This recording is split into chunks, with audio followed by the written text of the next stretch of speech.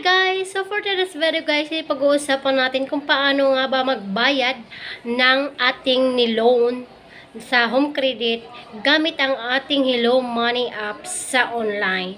So ayan, gagamitin natin siya para mabayaran natin yung ating nautang. Ayan, nautang sa ating home credit. Kasi mas easy lang doon magbayad.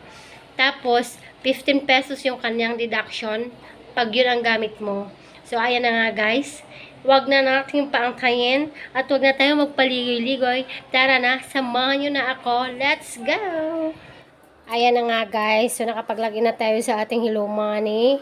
Hanapin nyo lang yung pay bills. Then, pindutin nyo yung pay bills. Then, scroll down nyo lang. Hahanapin ulit natin yung home credit na kung saan yan yung babayaran natin na ating pinagkuhaan ng ating loan. Ayan. So, ito yung mag-a-appear after mo maklik yung home credit. Ilagay mo lang dyan yung account mo.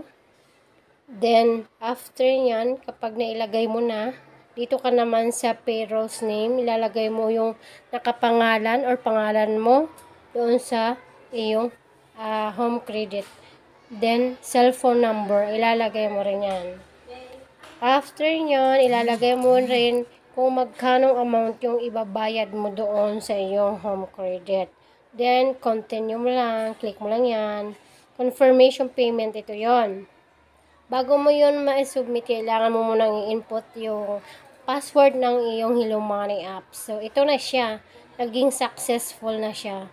So, ito yung mag-a-appear sa'yo. Then, screenshot mo lang for the proof para mayroon kang katibayan na ikaw talaga ay nakahulog na. Then, magti-text din yan sa'yo. Ito yung iti-text sa'yo na nakapaghulog ka na gamit ang Hello Money apps. Thank you for watching. Bye!